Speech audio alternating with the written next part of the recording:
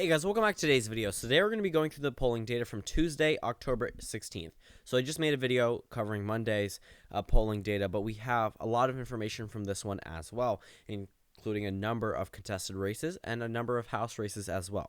So we're going to start off with the Senate races. However, many of them do have national implications as to how these Senate races are turning out. Before this video and the separate video, I did mention how the Democratic Party is pretty much drawing away in terms of the Senate races. Obviously not intentionally. They're not intentionally getting back their voters. But actually, we can scroll down right here. Nevada Senate race, Heller +7. If that doesn't shock you, I don't know what will, because we're looking at a race that the Democrats are really focusing on, and the Democratic Party really thinks that they can pick a state here, mainly because this is the only state that has a Republican incumbent that Clinton won in 2016, and for some reason, it's just not it for them. Like, it's not it. So we're looking at that race itself, and for some reason, that one seems like it's all out of whack, okay? And Nevada shows a Republican leading by 7%, even though Clinton won here in 2016.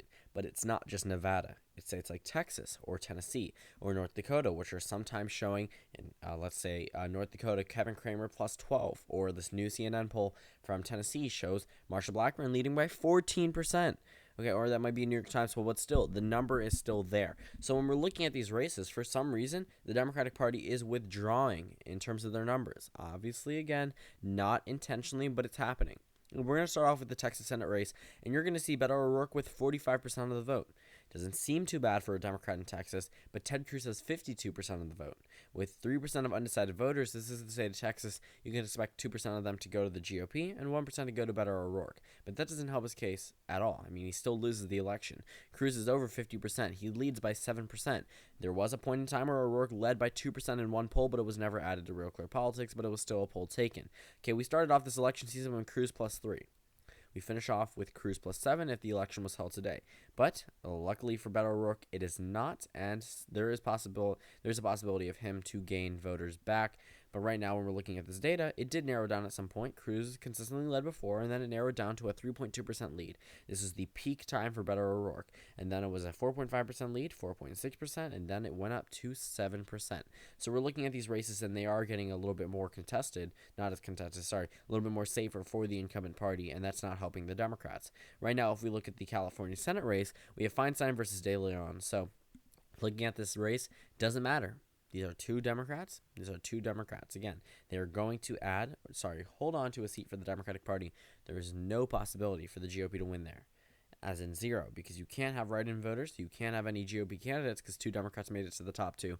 So it really doesn't matter at this point. In the Washington Senate race, though, right now we show Maria Cantwell leading by 14%. That's not surprising at all. It's just something to point out. We haven't really seen much data from the Washington Senate race, or any of these safe Democratic Senate races. We see a little bit after a little bit, actually, maybe once every 3 months, but now that we're leading into the election season, they'll probably poll every race by the end of 2018, just to say that they were able to get data from that race and actually make an accurate prediction based off data from their own company. So, for example, like CNN only likes to cite polls that they take. They do take other polls and put them on the screen, but whenever they take their poll and then a commentator brings up another one, they say to stick with the one on CNN, or same thing on Fox News or MSNBC. But when we're looking at the Senate races right now, the Texas Senate race is not looking good for Democrats. Again, this is an area where the Democrats do think they could win in, only because Beto O'Rourke is showing Obama-type charismatic traits. So that's something that they think is possible. So even if he doesn't win here, he may try to run for president. Who knows? Also, here is a state that has narrowed down since 2012 to 2016 drastically because of changing demographics and Trump. So this is a midterm election year. Everything is against Trump. They do have a possibility of getting one seat in the state of Texas for the House, but with 35 districts, 36 actually, it doesn't look too drastic of a change on a map there. But for the Texas Senate race, it has narrowed down, again, because of the president, of other influential factors in terms of politics. But again, it's not too drastic of a shift from what we're expecting in this race here. Just Cruz +7 is not a good look for the Democratic Party. In the Texas governor race, that one's even more safe for the GOP. Greg Abbott leads by 18%. I don't know why at some point in time I thought this race would be contested, because I remember it in the leaning Republican column early on, like 2017 type predictions. So Abbott leads now by 18%. So definitely times have changed in the favor of the GOP in the state of Texas, and now it is a double-digit lead. So right now, Greg Abbott leads by 18%, enough to keep it in the safe column as in my previous prediction. In the California governor race, right now Gavin Newsom leads by 17%. He's already over that 50% mark. Gavin Newsom is going to win. Okay, leading by 17% at this point as a Democrat in California and a Democratic wave year against the opposition, with an opposition party in power. Again, we're looking at a lieutenant governor too as well. So everything is on his side.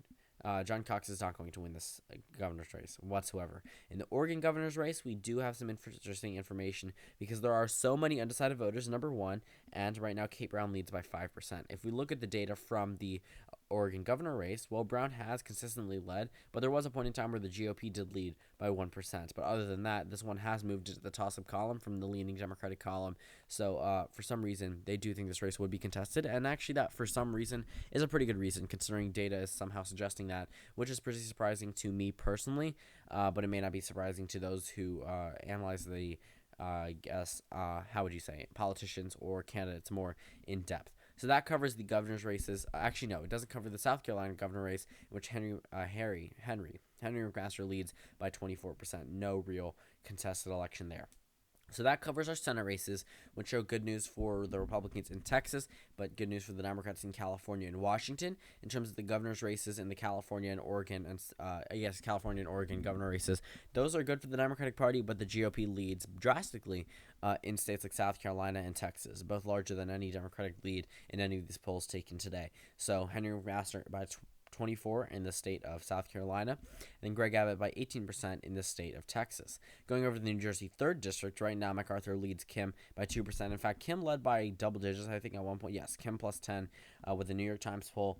But right now it has moved. Actually, this is a district that moved from Obama plus 4.6 to Trump plus 6.2, but moved back into the toss-up column. This is going to be a race to watch, if I'm being completely honest. Right now, with an incumbent who's defying all odds in terms of what the data was showing before, and now leading by 2%, up from when he was down by 10%.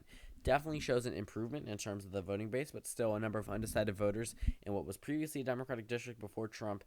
Definitely something to watch there. In the Florida 26th district, this is an area where the GOP thinks they can hold on to, but it also is a contested race. Right now, Curbelo leads by 1%, down from 3% from before. Obama won here by 11.5%. Clinton won here by 16.1%. This incumbent's going to have a tough time at winning.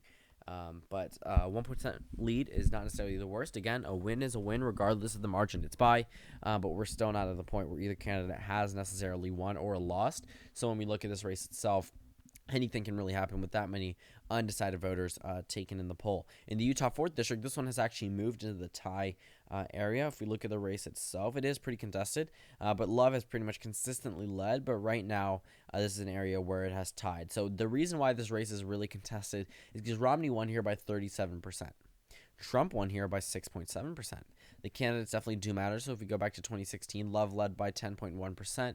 So that necessarily wasn't bad. If we go back to 2014 and we look at the data there, Love won by 3.2%. So even a Republican wave year, it was pretty close. Go back to 2012, Mia Love lost here, but the incumbent won by 0.3%. Then I'm assuming 2014 came around, decided to not run, and then Mia Love ran, and now she has the seat there. But this is right now a tied race. In the West Virginia 3rd District race, this is an area where it would be the biggest partisan flip because of the fact that the Donald Trump was able to win here by, I believe, 50%. And if a Democrat wins here, it would be a huge flip. Right now, Miller leads by 3%, so I wouldn't say it's the best for the Democratic Party.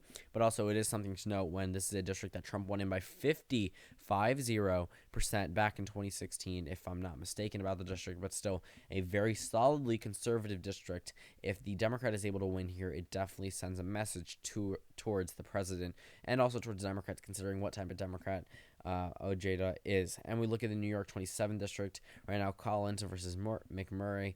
I believe Collins is the incumbent, if I'm not mistaken. This is yes, it is. So this is a contested race. It's a lean GOP race. Went from Romney plus 12.4 to Trump plus 24.5, but somehow the GOP margin is down to plus 3%. The President Trump job approval rating, Rasmussen, approve plus 3, highest we've seen so far. And then CNBC shows approve with 41% of the vote, disapprove with 49% of the vote. And then in the 2018 generic congressional vote, the Democrats lead by 6%. Looking at the data there, it never is really too bad for Democrats. The most recent poll by ABC News shows the Democrats leading by 11% when we're looking at the races here. Again, pretty much always been a consistent lead for Democrats nationwide, regardless of their point. Whereas in 2010 and 2014, Democrats began with an early lead, and then it soon dissipated into a GOP lead. So that pretty much covers today's polling. Thank you guys for watching this video. Comment down suggestions below, and I will see you all tomorrow.